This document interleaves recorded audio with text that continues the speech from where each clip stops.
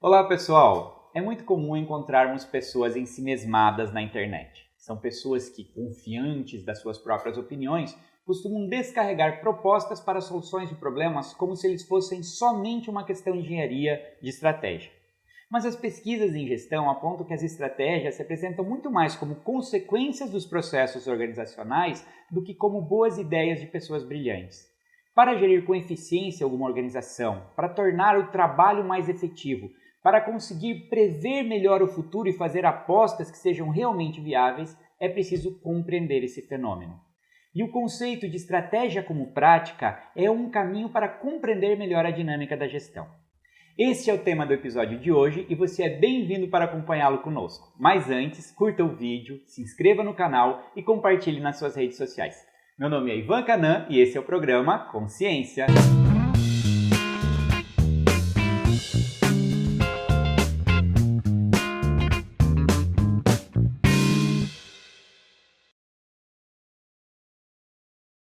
Ela é doutora em administração pela Unicinos, mestre em engenharia de produção pela UFSCar e é bacharel em ciências contábeis, área em que atua como professora e pesquisadora na Universidade do Estado de Mato Grosso. Trabalha com temas como estratégia como prática, contabilidade como prática e controle e gestão em organizações pluralísticas. Nossa entrevistada é a doutora Giovana Alves de Lima Fedato. Professora Giovana, obrigado pelo convite, seja bem-vinda ao programa. Eu que agradeço, Ivan, é um grande prazer estar aqui e conversar com você sobre um tema que eu conheci há pouco tempo, mas me encantei e estou trabalhando até hoje. Bom, a gente conversa muito porque, por acaso, nós somos companheiros de trabalho, trabalhamos numa série de projetos juntos, mas esse espaço que a gente tem aqui é uma boa oportunidade não só de aprofundar, porque às vezes na entrevista até a gente mesmo acaba tendo alguns insights que são interessantes, mas é uma oportunidade de fazer as pessoas de casa conhecerem. Então o programa ele sempre começa com um conceito básico, o esclarecimento do tema. E aí a pergunta inicial é, o que é estratégia como prática? Ok. Ivan, a definição de estratégia, só estratégia, já não é algo fácil, né? Ela não tem uma única definição na literatura, ou seja, não há consenso a respeito. Então, muitos autores ligam a origem do termo às questões militares, né? A arte do general, a arte da guerra. No entanto, um único conceito ele é inexistente na literatura. Há uma pluralidade de definições. Para ajudar a gente a entender estratégia como prática, que é o que eu estudo, eu trouxe alguns autores que são clássicos na literatura, né? Não escolhi por serem melhores ou piores, nada disso, simplesmente para lembrar de algumas coisas que eles falam na estratégia e para me ajudar a construir o termo estratégia como prática. Então, o estudo de Chandler, ainda de 62, é bastante conhecido na literatura, porque ele pesquisou grandes empresas americanas à época, né? E ele cunhou a frase que a estrutura segue a estratégia, né? Então, ele observou que quando as empresas elas passaram por um processo de transição e elas foram se diversificando em estruturas multidivisionais, que então ela precisou reorganizar os seus processos e que então a estrutura que foi reorganizada, né, foi seguindo a estratégia. Era uma estratégia de diversificação, então eu acompanhava a questão dos recursos, né, acompanhava essa... Mas do jeito que está colocado assim, a impressão que parece é que a estratégia seria a mesma coisa que o planejamento. Tipo assim, quando você vai fazer o planejamento de alguma coisa, você desenha um caminho. Só o desenho desse caminho já seria desenvolver uma estratégia.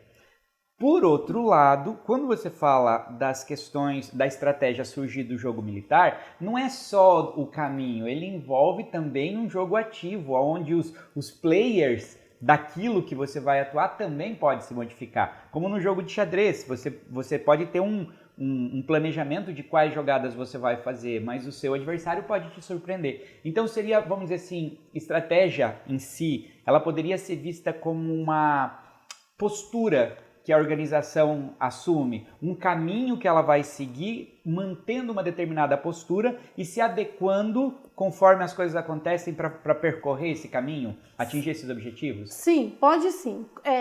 Esse conceito que você traz, Ivan, acompanhando ali ainda alguns dos autores que eu trouxe, né? Esse seu conceito, ele lembra bastante o conceito de Porter, mas antes eu quero falar do Ansoff.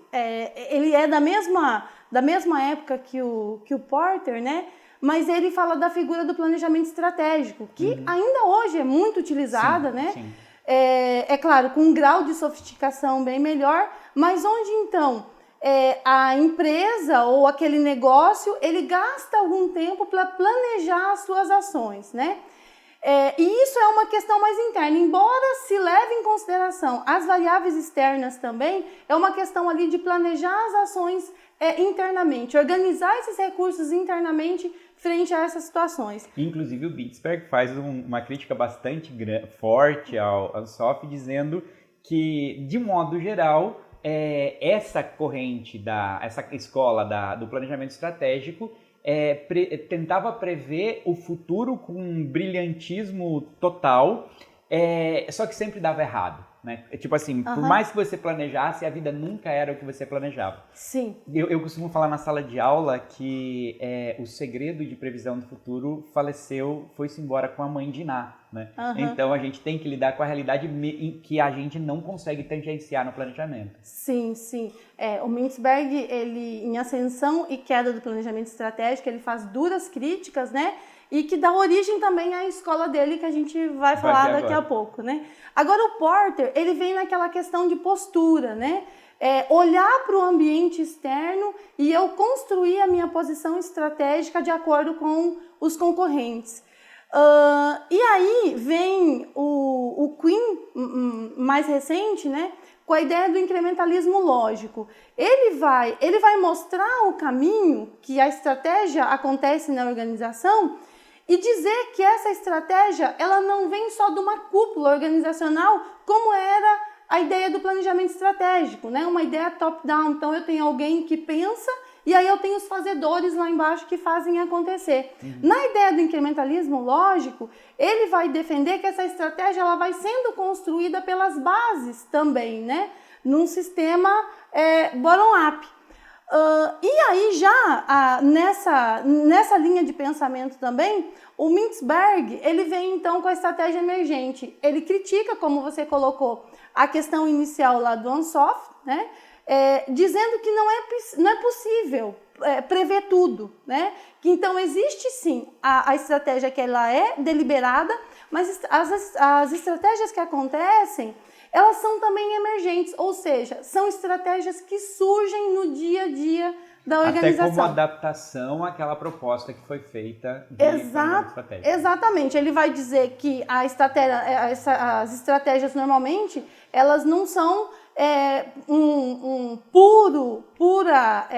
pura emergência, né? Não simplesmente surgem e não simplesmente também são deliberadas. Ele vai defender um misto ali. Sim. Então, eu planejo, mas eu cuido também que as estratégias vão surgir e tem também aquelas estratégias que eu planejei que nunca vão acontecer.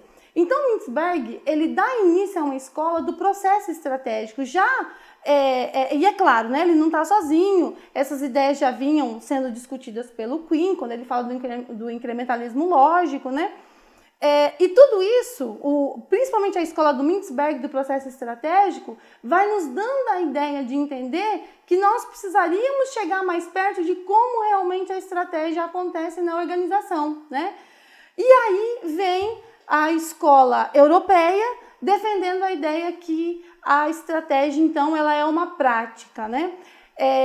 Ela é representada por dois principais autores, que são europeus, a Paula Jarzabowski e o Richard Wintington. Os dois são os seminais da área, hoje é uma área já bem difundida, né? E a principal defesa que eles fazem é que chegou a hora da gente olhar para o dia a dia da organização se a gente quiser entendê-la. Então, eles emprestam os conceitos de prática que vêm principalmente da sociologia, numa virada da prática que estava acontecendo em outras áreas também e trazem essa questão para a administração. E aí entra nos estudos organizacionais, né? Nos estudos sobre tecnologia e entra também na área de estratégia, com a perspectiva de estudar mais perto dos fazedores da estratégia, como é esse trabalho estratégico. É assim, então, que eu posso, para a gente iniciar a nossa conversa, né, colocar o que é estratégia como prática. Vamos tentar fazer uma alegoria para as pessoas de casa tentarem entender, quem não é da área tentar entender. Então, estratégia seria aquilo que as pessoas desejam e a maneira como elas conseguem implementar aquilo que elas desejam em termos organizacionais. Vamos imaginar que alguém queira montar um shopping center em Sinop. Então, a pessoa idealiza o tamanho, o local, um tipo de loja, ela planeja tudo, contrata pessoas para desenvolver detalhes, desenvolve preços, faz um fluxo de caixa, estima que vai ficar rico, fica feliz da vida e monta o shopping. Depois que monta o shopping, descobre que os lojistas preferem ter loja na rua, descobre que os funcionários não chegam na hora, descobrem que o terreno alaga, e aí as coisas vão mudando e precisam ser adaptadas. Né? É mais ou menos isso, Ivan, no sentido assim, porque há uma discussão que toda a prática, então, da organização, ela seria uma prática estratégica, né? Há autores que vão indagar dessa forma. E há outros autores que vão dizer não. Aquelas práticas que são desenvolvidas e que estão em prol dos objetivos macros da organização, essas são práticas consideradas estratégicas que nos interessam, então, enquanto pesquisadores da estratégia. Então, se eu sou, digamos, um empreendedor que tenho esse sonho de abrir esse negócio, né? E aí sim, nesse sentido, então, todas essas práticas me interessam. As práticas de adaptação para viabilizar um negócio seriam práticas estratégicas, então. Por exemplo, de repente o shopping sai, mas não exatamente como ele tinha planejado inicialmente. Aí é que tá, Ivan, não só a adaptação, porque a estratégia como prática, ela não abandona as outras escolas. Então, se eu tinha a escola do planejamento estratégico continua sendo uma ferramenta importante. Entender o processo estratégico, como dizia Mintzberg, tudo isso é importante. Entendo. Só que eu caio num outro nível de análise. Enquanto antes, por exemplo, na escola do planejamento estratégico, eu estava lá preocupado com toda uma estrutura, normalmente top-down, para pensar a estratégia, né? E ainda eu separava entre a fase de planejamento e depois de implementação. A gente estudava essa forma separada. Na escola da estratégia como prática, não só a implementação, mas todo o processo, ele se torna um só. Me interessa entender o todo dessa estratégia, né? Desde a sua formação até a sua implementação. Inclusive o papel da cúpula como players e dos outros stakeholders envolvidos. Exatamente. E aí é que vem a grande virada dessa abordagem, Ivan. Porque antes, quem fazia estratégia era normalmente a cúpula, eram os estrategistas, eram os CEOs, enfim, aqueles que estavam ligados realmente à questão do planejamento, faziam um plano, né?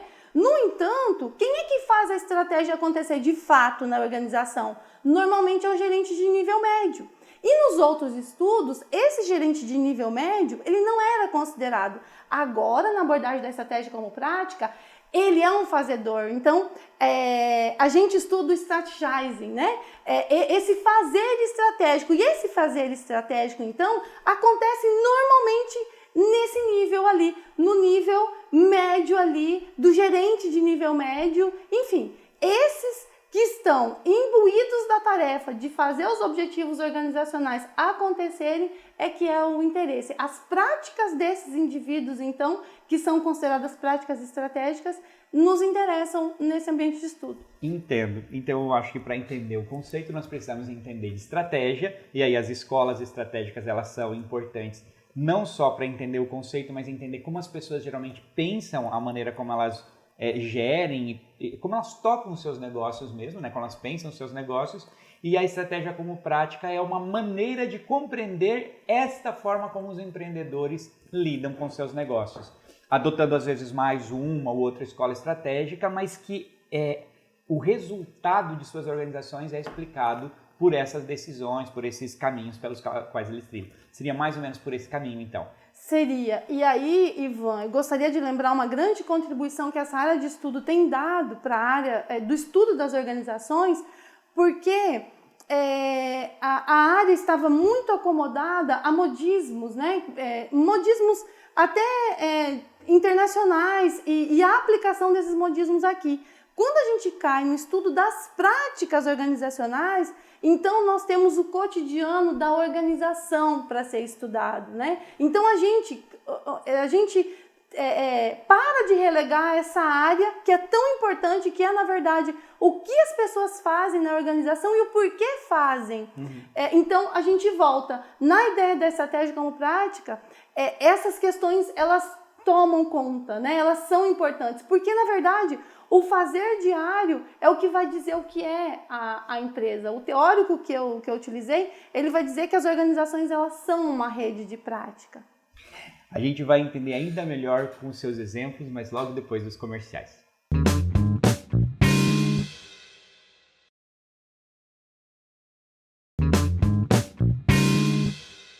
Estamos falando sobre estratégia como prática com a doutora Giovana Fedato, que estava explicando agora, durante o intervalo, de que trazendo uma definição melhor ainda sobre estratégia como prática. Retoma, professora.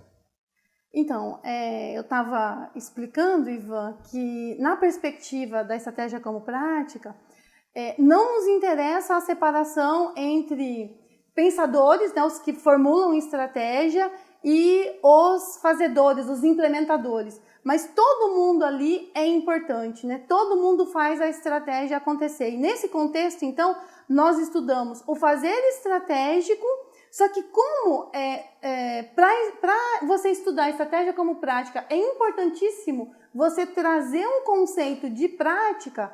De acordo com o conceito de prática que você vai entender, você vai estudar aquela realidade social, né? Porque é uma prática social, e aí você vai entender o porquê que aquela prática é realizada, e não só como ela é realizada, mas porque ela é reproduzida. E aí a gente pode entender a continuidade daquela prática. Ou seja, é uma abordagem que olha a estratégia de maneira contínua. Sim.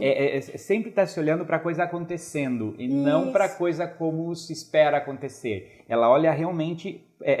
Porque o fato de estar fazendo uma previsão do futuro, um planejamento, que faz parte, por exemplo, da escola de planejamento estratégico, o fato de fazer isso, as coisas que você escolheria num determinado momento em relação ao futuro pode ser diferente das coisas que você escolheria num momento segundo, depois de passar por determinadas experiências, né? Ou seja, é sempre um contínuo. Mas, Giovana, fica mais fácil ainda, eu acho, da gente entender, olhando o exemplo que você trouxe. Você nos trouxe um material sobre empresas inovadoras, de um trabalho que vocês fizeram sobre práticas estratégicas em empresas inovadoras. Vamos olhar esse material e daí a gente retoma a discussão. Sim.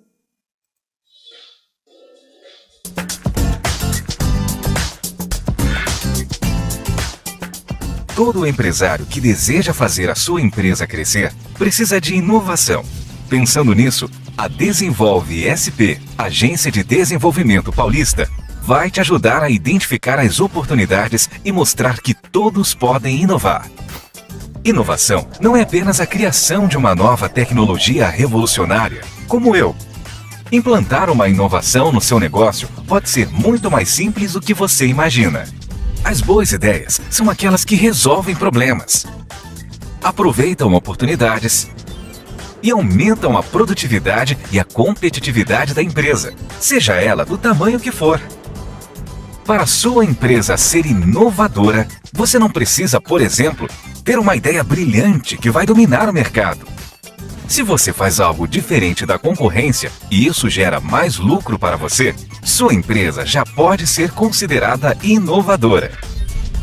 Projetos inovadores também não são restritos à invenção de novos produtos, modificar um processo na linha de produção ou criar um diferencial que agregue valor ao seu serviço também é inovação. E não são as grandes empresas com grandes laboratórios ou as famosas startups de tecnologia que conseguem inovar. Você sabia que boa parte das inovações que dão certo vem de pequenas e médias empresas, como a sua?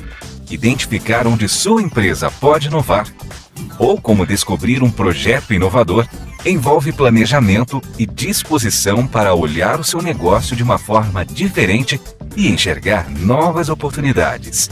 Tente, arrisque e conte sempre com a parceria e as opções de crédito da Desenvolve SP. Lembre-se, a inovação está ao alcance de todos.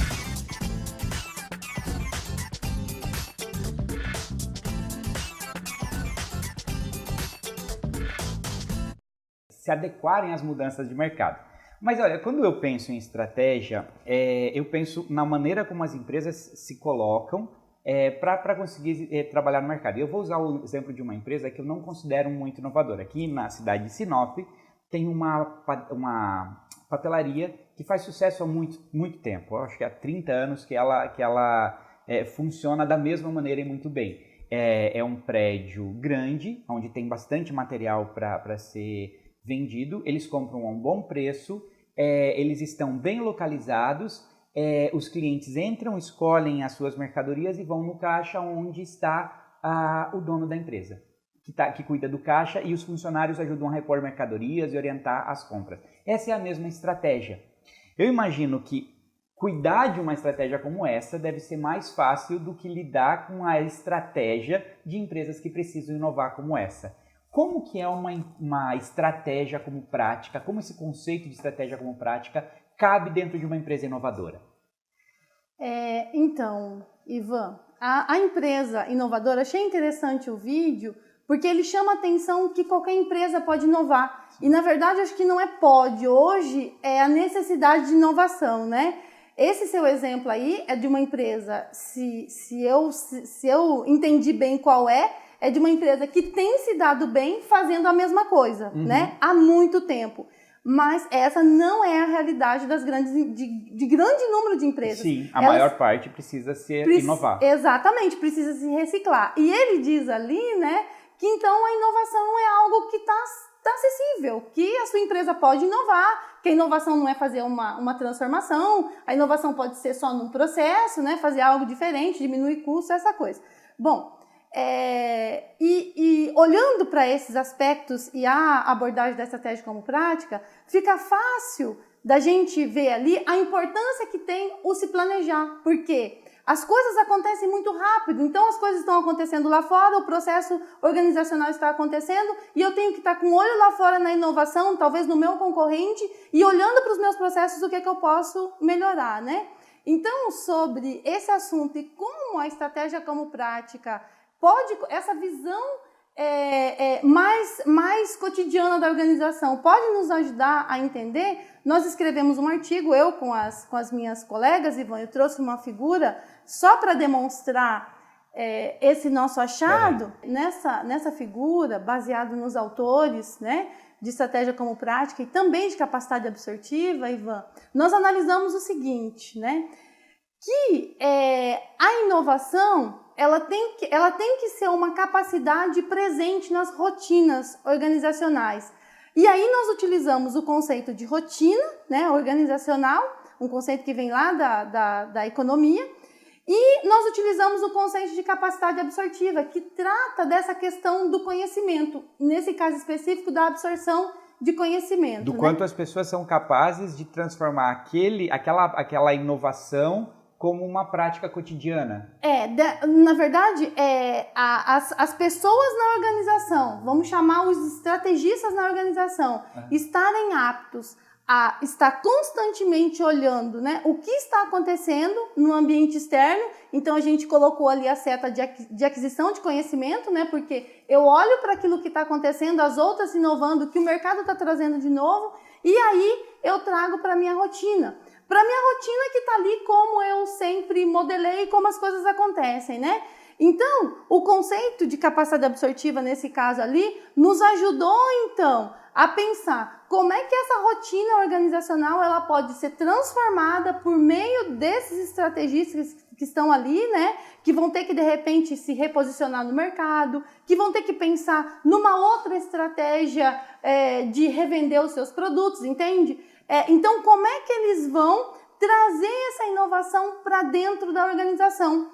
E nesse artigo a gente mostra que pensando as rotinas, passando de rotina nível 0, que os autores chamam, né? Onde eu estou fazendo sempre mais do mesmo, e eu crio a capacidade de absorver o conhecimento externo, assimilando, explorando esse conhecimento e transformando, as minhas rotinas vão se transformando. E no caso da firma inovadora, essa deve ser uma capacidade constante, né? Então nós entendemos que, acoplando esse conceito de capacidade absortiva, a gente conseguia explicar como é que uma firma que constantemente precisa se renovar, que é o caso da firma inovadora, a gente sabe que tem setores que a inovação é uma exigência contínua, Sim. né? Como é que elas poderiam renovar? Como é o caso, por exemplo, de empresas de telecomunicação. O modelo de telecomunicação que houve durante o período da privatização do governo Fernando Henrique Cardoso, com fios instalados,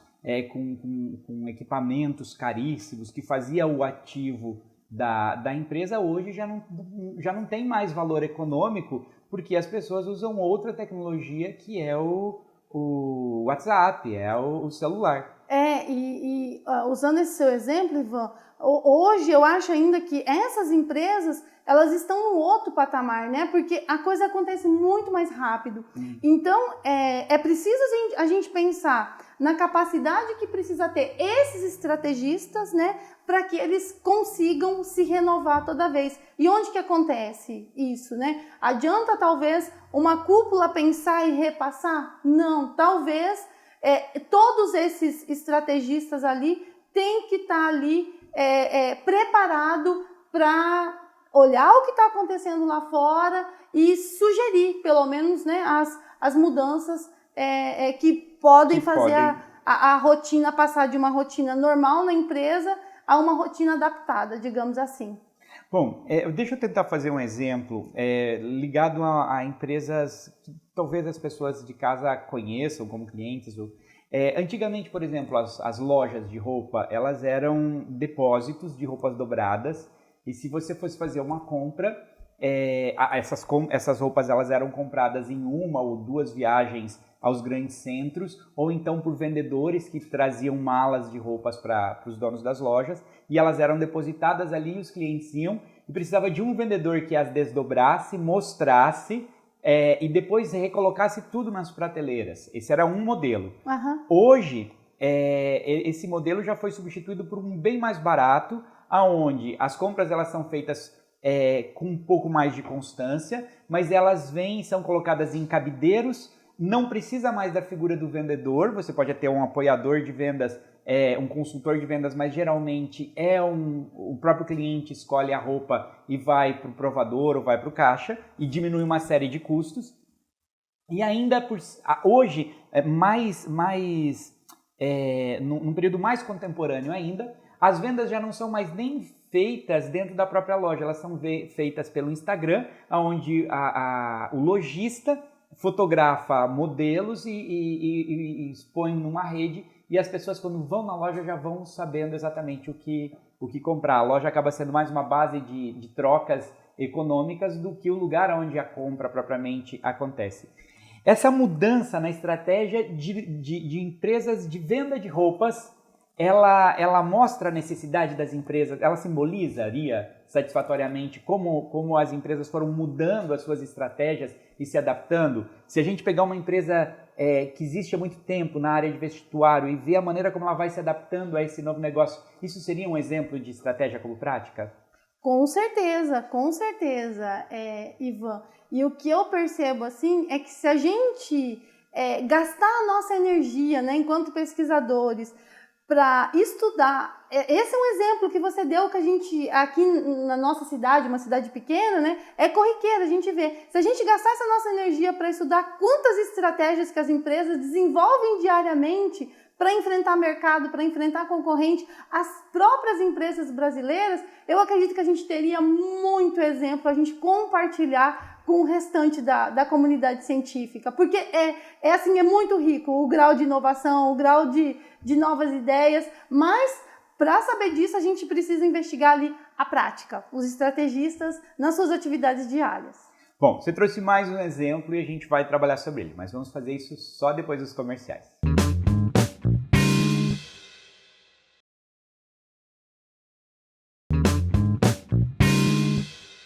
Estamos falando sobre estratégia como prática, ou seja, a maneira como uma pessoa faz para tornar sua empresa uma grande organização e a forma como se olha para a coisa acontecendo, né, Giovana? É isso. Bom, você, na sua tese, você fez a pesquisa mais dentro da área acadêmica.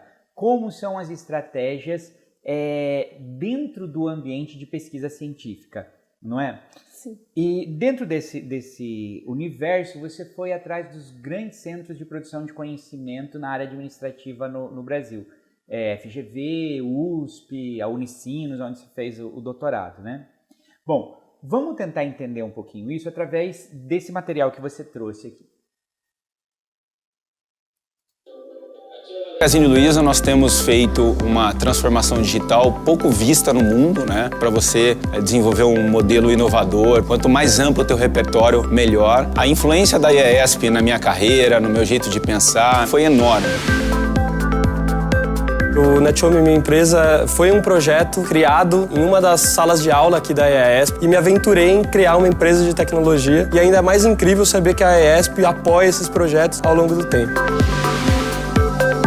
Quando a gente fala em empreendedorismo, nós estamos pensando em novos modelos de negócio, em negócios inovadores que vão causar um forte impacto nos clientes, na sociedade. Todo o ecossistema que a GV está inserido, ele é estimulador para a inovação. Quero deixar assim o meu legado, ter um negócio que seja inteligente, que seja inovador, que seja sustentável.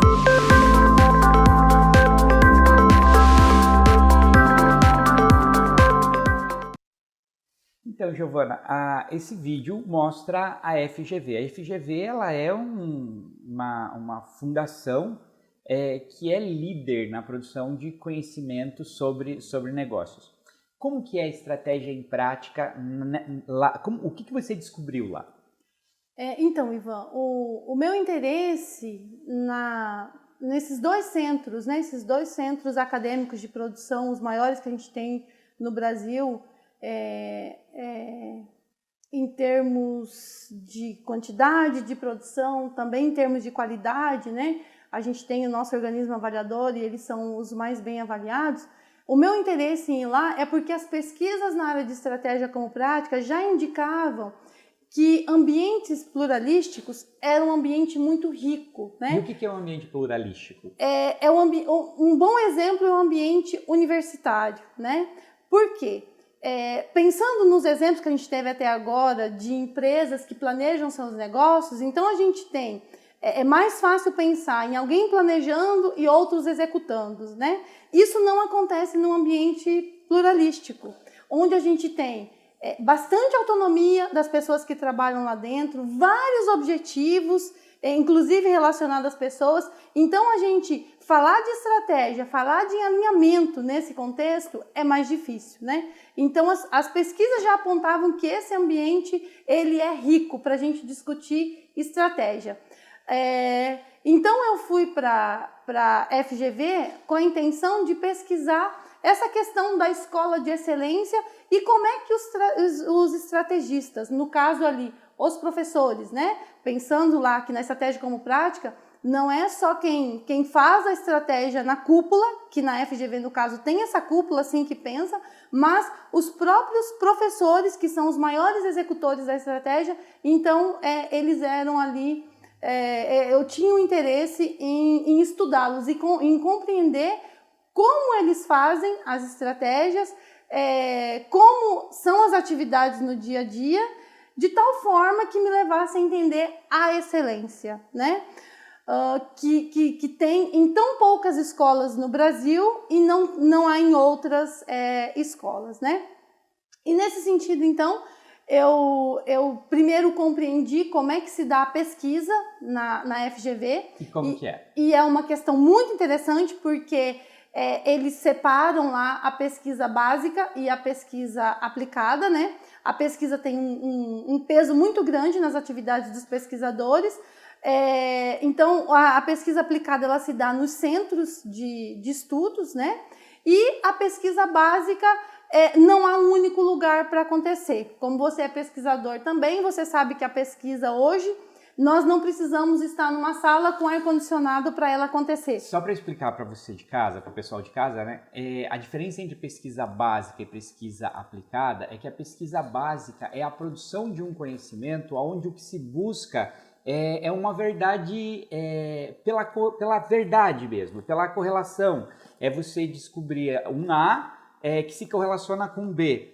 E a pesquisa aplicada, ela já é uma pesquisa onde, para além do A e o B, existe um contexto social, pode ter um funcionalismo, uma ideia de fim em si. Então você usa esse conhecimento de base para desenvolver uma tecnologia ou desenvolver um conhecimento que permita desenvolver uma tecnologia para resolver problemas sociais. Mas a pesquisa de base seria uma pesquisa mais livre, e que daí ela pode acontecer em qualquer lugar, enquanto que a pesquisa aplicada ela tem um contexto. É só para ajudar. Tá. Então, no caso, lá a pesquisa de base acontece em todo lugar, mas a pesquisa aplicada tem um centro específico. Sim, ela tem um centro, porque a pesquisa aplicada muitas vezes também é direcionada, né, ao empresário, a um grupo que procura. Então, eles têm esses espaços para receber essas pessoas lá e para dar as assessorias, até eu diria, né, para esses grupos. Eles têm centros lá que são conhecidos internacionalmente, são procurados por grandes empresários, está localizado na região de São Paulo, né? E eles prestam essas assessorias, são reconhecidos pelo tal. E no caso da pesquisa básica, que eles também são referência, né? Então, como eu estava dizendo, não há esse lugar único para acontecer, porque eles usam muito da mão de obra acadêmica também, né? É o professor com seu orientando de mestrado, com seu orientando de doutorado, e os dois discutem um problema social e buscam uma resposta, uma alternativa, enfim, ou buscam uma nova teoria que possa explicar. Porque o problema pode ser mesmo um insight em cima de uma questão teórica, algo que não tinha sido pensado. Isso, justamente. E, bom... Na área de controle, eu costumo ver a questão da seguinte maneira, pelo menos eu converso com os alunos, tento explicar. Existe uma série de atividades que assim, a gente consegue planejar e a gente consegue controlar de maneira satisfatória. Por exemplo, a produção de um bem. Agora, você controlar a criação de uma ideia, como você faz isso? Quanto recurso você precisa colocar? Quanto tempo você precisa colocar para a produção de uma ideia? Não existe como fazer isso. A pessoa pode ter uma ideia brilhante em 30 segundos, como ela pode, de repente, gastar 5 anos tentando ter uma ideia brilhante e não sair. É um insight, Agora, dá para entender, como é o caso da FGV, que as ideias elas tendem a proliferar estando num ambiente onde o nível de conversa é melhor, onde os problemas surgem. Por exemplo, se os empresários vão para a FGV, então, muito provavelmente, eles estão por dentro do que acontece das organizações. A economia, as empresas se aproximando da academia, há uma troca de informações, é uma troca de ideias mesmo que pode proliferar. Essa seria uma característica da estratégia em ação. De repente, a FGV ela é um centro de negócio exatamente porque junta os melhores para pesquisar, para trabalhar em cima disso. Fica mais fácil te responder isso, Ivan, olhando o caso da USP, que é uma outra escola que eu também fui estudar. Eu me formei ali, essa é a entrada da FEA, da né? FEA, eu estava ali, inclusive, enquanto eles estavam colocando essa obra de arte ali na frente, né? Uhum. E lá eles têm uma série de laboratórios também de pesquisa. Isso, né? Justamente. Lá eu tive acesso ao laboratório, ao departamento de contabilidade, né? E ele tem vários laboratórios lá tem a característica mais de pesquisa básica, embora há alguns pesquisadores que também prestem essa questão da consultoria, lá não é tão evidente assim, é um ou outro, eles têm uma fundação à parte, me parece que está mais direcionada, que está mais direcionada para lá, mas não é objeto do meu estudo, então eu não posso afirmar. Sobre os laboratórios na USP, né? De maneira parecida com a GV, então eu tenho também ali grandes lideranças em pesquisas na área de contabilidade no Brasil, né? Que são os estrategistas, então, que eu fui procurar estudar o seu dia a dia.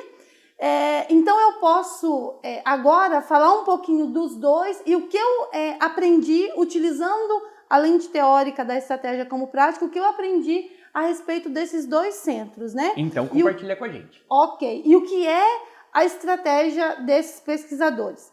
Bom, são pessoas habilidosas, extremamente habilidosas e treinadas e preparadas para aquilo que estão fazendo, né?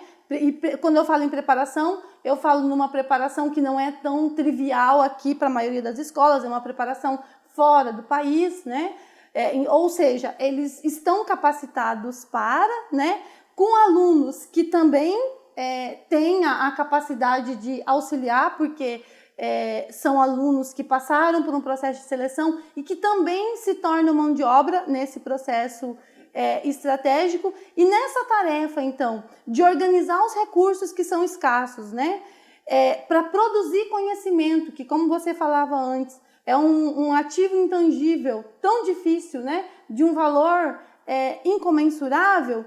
O que eu observei, e assim resumindo para as duas universidades, né, hoje as práticas estratégicas que estão direcionadas bastante para a questão do órgão avaliador, que é a CAPES, elas estão, o que eu chamei na tese de tensionadas. Por que tensionadas? Então, eu tenho um órgão regulador, já que elas fazem parte de programas de pós-graduação, elas são reguladas pela CAPES, né, que é o órgão que avalia elas, não seria nem o termo certo regulador, mas sim avaliador.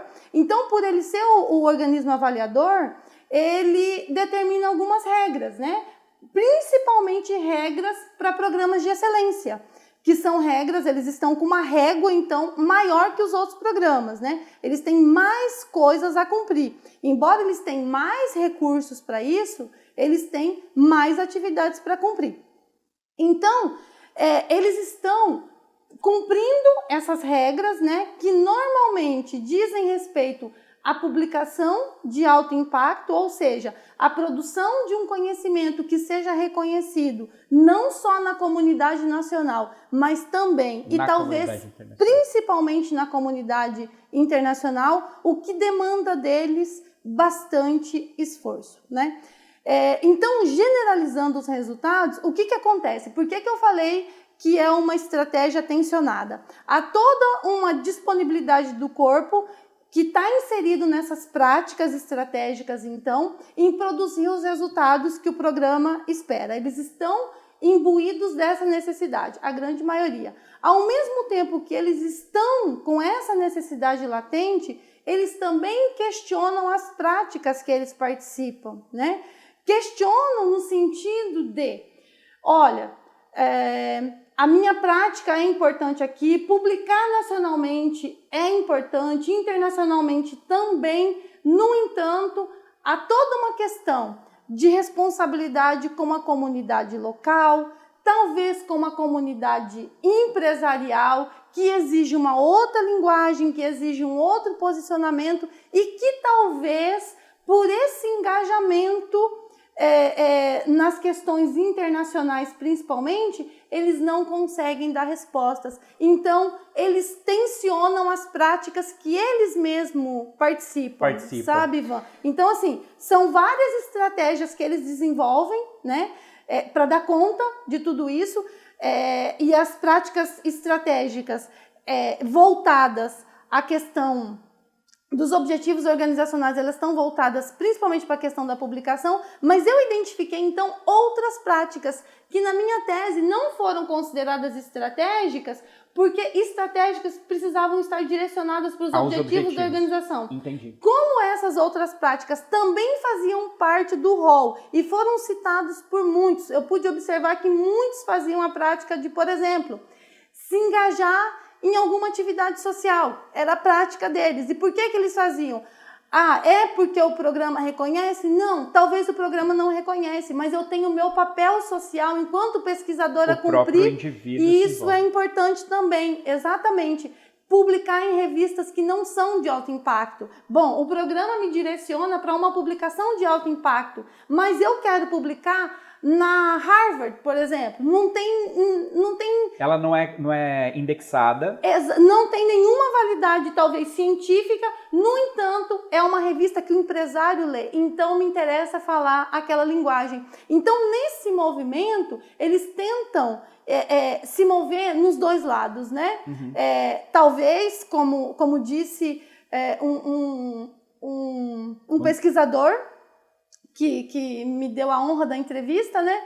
Ele disse, estou com os pés em dois barcos? Sim, talvez esteja, né? Mas isso é o que me faz feliz, isso que é o que me deixa realizado. Eu uso masculino, Ivan, porque eu peguei como prerrogativa para a tese usar todo masculino, porque não identificar os pesquisadores. Não há muito público feminino, então por qualquer deslize eu podia identificar quem era, então todo mundo é homem. Então essa minha fala pode ser de uma pesquisadora ou de uma pesquisador. Bom, enfim, eu estive lá dentro da USP, eu acho que eu entendo perfeitamente quando você diz sobre isso. Mas para sintetizar então o exemplo, no final desse bloco, nós podemos entender o seguinte. As universidades, elas são estruturadas para atender determinados objetivos que são complexos, onde a maneira como cada elemento, cada jogador, cada colaborador dentro dessa estrutura vai agir é determinado por si próprio. Não tem como você dizer para o pesquisador, faça isso para ter uma boa ideia, é ele que vai ter que desenvolver essas próprias práticas, mas eles estruturam um ambiente que colabora com os esforços deles para fazerem pesquisas, e ainda assim eles se dividem através de impulsos que vêm da própria sociedade e dos órgãos que são reguladores, como por exemplo a CAPES. Para o pessoal de casa, a CAPES ela avalia a produção e o desempenho dos pesquisadores e das instituições de pesquisa, e ela garante que se exista ou não programas de pesquisa no país. Tá. A gente pode sintetizar dessa maneira, Giovana? Sim, Ivan, eu só quero retornar um aspecto importante da sua fala, né? Porque, como eu falei, para a gente estudar estratégia como prática, a gente precisa partir de uma teoria da prática. Então, você usa lá um sociólogo, por exemplo, Bourdieu, então eu estou vendo a prática de acordo com o que o Bourdieu fala. Giddens é muito utilizado, né? No meu caso, eu utilizei um filósofo, e ele chama Theodor Chatzky, né? Então, todo o fundamento da estratégia que eu estudei é de acordo com o que Chatzky entende do que é prática social. E aí vem uma questão importante na sua fala, Ivan, é que ele diz assim, a prática, ela não é um fenômeno individual. Ah, então o pesquisador fez isso porque ele mesmo decidiu? Não é bem assim que funciona, de acordo com a teoria que eu estudei, né? O Chatzky vai dizer que a organização é um emaranhado de práticas. Então, por exemplo, você na prática de dar aula, né? Você está imbuído numa rede de práticas aqui. Você vai dar sua aula, mas tem a pessoa que vai cuidar do data show para você, tem a secretaria acadêmica, tem os alunos que tem... Enfim, é uma rede de práticas, né? E essas práticas, elas são contextuais, têm a característica do contexto, e mais que isso, elas não são fenômenos individuais, elas são fenômenos coletivos. Então, Ivan, eu vou adentrar a uma prática, sabe? Eu vou adentrar a uma prática e ele vai dizer assim, bom, a prática é um conjunto de dizeres e fazeres incorporados. Então, eu vou entrar para dar a minha aula, digamos, né, ou para pesquisar, mas exemplificando, para dar uma aula, eu vou entrar com os meus dizeres e fazeres incorporados, que é a minha prática. Mas eu vou entrar numa prática que é da UNEMAT. E aí ele vai dizer para a gente que essa prática ela tem um mecanismo que governa ela, que é composto por entendimentos, regras e uma estrutura teleoafetiva. O entendimento é o entendimento, o saber o que fazer, né? Eu tenho que saber dar aula, eu estou entrando na prática de dar aula, então eu tenho que saber como dar aula. As regras é porque a gente tem as regras, né? Horários. Exatamente. Então, em toda a prática, há aquelas normatizações que foram instituídas. Só lembrando que a regra, ela só se torna prática mesmo se praticada. Então, não estou falando de uma regra que colocaram lá e ninguém olha. É uma coisa praticada ali, né? E há também um conjunto de fins e meios, incluindo emoções que fazem parte daquela prática, né? Esse conjunto todo forma, então, o mecanismo que governa a prática, que ele vai chamar de inteligibilidade prática. Então, Ivan, eu vou adentrar numa prática que é um fenômeno coletivo, social, né? Com a minha própria prática, eu trago no meu estado mental modelos dessa prática, eu trago partes dessa prática. E sim, o que eu vou praticar é movido, ele vai dizer que o que rege uma prática não é, em primeira instância, o entendimento, não é eu saber o que fazer, não é eu saber dar aquela aula, mas principalmente eu saber como fazer, o que eu vou fazer vai ser aceito naquela prática, ou seja, os meus conjuntos de fins e meios, essa estrutura teleoafetiva, ela vai governar. Então, veja bem, Ivan, a prática, de acordo com esse autor, ela não é um fenômeno individual. Depende da aceitação e da negociação no coletivo. Exato. Eu tenho um modelo daquela prática, então, que eu vou lá realizar aquela prática naquele fenômeno coletivo. E eu posso fazer contra, então, mas eu vou estar colocando o meu estado mental à prova. Por exemplo, lá no programa, olha, a regra aqui é publicar em revista de alto impacto, mas o pesquisador ele está entendendo que só publicar para ele, para a estrutura teleoafetiva dele, isso não realiza ele. Para o estado emocional dele, isso não é suficiente. Então, no caso ainda da minha pesquisa, eles estão colocando esse estado mental à prova. Eu vou fazer algo que é diferente, mas eu sei que eu vou mexer numa estrutura que está preparada para que eu faça tal coisa, né? Ou que se espera. Então, a gente coloca o estado mental à prova. E nesse momento, o que a gente pode fazer, então, é movimentar a prática. Talvez na reprodução dessa prática, né, essa questão dali para frente seja repensada. Não, mas ele está fazendo diferente e talvez o diferente seja o que vai ser aceito daqui para frente. O bacana desse programa é que ele é um programa de divulgação científica e tem esse grande desafio de pegar um conhecimento específico, com uma linguagem muito apropriada dos especialistas e sabendo que o especialista, na sua tese, ele é a pessoa que melhor entende aquilo, né? E levar para uma linguagem simples para as pessoas. Então, para encerrar esse bloco, lidando com esse desafio, eu diria o seguinte, que quando a gente olha estratégias como prática, precisamos olhar para as práticas, mas pelo que você falou, o que determina essas práticas é um conjunto do papel formal da pessoa dentro da organização, mas também daquilo que vem subjetivamente dentro dela. Ou seja, você precisa olhar como a pessoa dança pelo salão para dizer que tipo de dança, de repente, ela tá fazendo, sabendo que a música também pauta as escolhas dessa dança. Mas a gente retoma com assuntos polêmicos logo depois dos comerciais.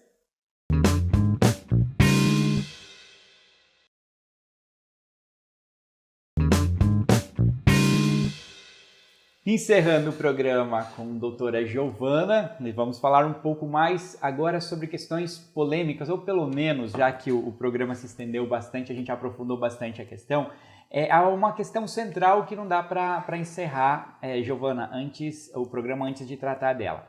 As pessoas usam as ideias de estratégia para tomar decisões, elas votam, elas montam negócios, elas procuram emprego, elas estudam para concurso. Como que esse conceito de estratégia como prática pode ser usado por uma pessoa normal no seu cotidiano para tomar decisões melhores, para para fazer com que sua vida tenha mais efetividade, que se realize melhor, para que ele seja mais bem sucedido consigo mesmo, com seus objetivos e seus sonhos. Como que esse conceito pode ser usado nas empresas de pequeno porte, que é onde estão a maior parte das pessoas? Ok. Ivan, eu acho que casa bem com o pequeno negócio, né? Porque o pequeno negócio, a ferramenta que ele tem disponível, claro, não generalizando, né? Mas são as ferramentas que normalmente são desenvolvidas também para o grande negócio, tipo planejamento estratégico, né? E outras ferramentas.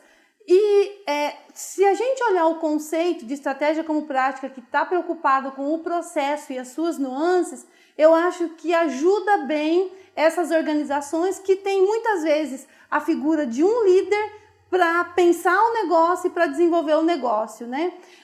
Então, pensando nesse um líder, eu acho que vale ficar a dica assim, todo pequeno negócio que começa na cabeça de um grande líder e que tem a estratégia desse líder na ideia e vai se seguindo por ela, se essa estratégia, talvez intuitiva, for boa, então a tendência do negócio é prosperar. E nesse sentido, é necessário pensar em quem mais vai fazer parte das estratégias de negócio, vai te ajudar a pensar esse negócio, enfim, vai ser o estrategista. E pensar então em habilidades que esse estrategista que você tem, que ele já tem, que possa desenvolver, ou alguém que você queira compor o seu negócio precisa ter para te ajudar, né? E nesse sentido, olhar para o posicionamento dos recursos, que é uma coisa que as grandes empresas fazem, né, com ferramentas tecnológicas avançadas, porque são essas questões que acontecem, que a gente não presta atenção no dia a dia, que faz o negócio ter sucesso ou o negócio ter um direcionamento diferente de outros. Ou seja, você começou falando sobre a questão da estratégia visionária, né? A pessoa imbuída de uma visão e se ela for boa, ela vai conduzir, mas também colocou que os desafios virão e que a pessoa vai precisar cada vez mais se apropriar de maneiras de bolar o seu negócio para que ele se adeque às realidades, aos contextos de mercado, aos novos competidores, ao tamanho, à quantidade de funcionários, assim por diante. Eu costumo ver essa questão da seguinte maneira. Você planeja a sua empresa para saber onde você vai chegar, só que quando você chega lá, você se transforma numa outra organização. Sim. E que precisa se replanejar dentro de um novo contexto. Eu acho que podemos dizer então que a estratégia como prática é saber que você consegue chegar até um ponto e a partir desse ponto você precisa novamente estar repensando, estar cada vez mais atento, porque o que determina o teu sucesso, na verdade, é a resiliência, a constância e a persistência? Sim, podemos dizer que sim. Então, Giovana, dado o tempo, eu só queria agradecer muito a sua presença e ao quanto você ajudou. Eu tenho certeza que esse material vai ser usado por muita gente para poder entender melhor o conceito. Obrigado. Eu que agradeço, Ivan, foi um prazer. Estratégia como prática. Estratégia é a maneira como as organizações buscam atingir os seus objetivos. E, de acordo com o seu desenvolvimento, elas vão lidando com mais e maiores desafios. A estratégia como prática é a maneira que ela desenvolve o caminho contextualizado dentro desses desafios.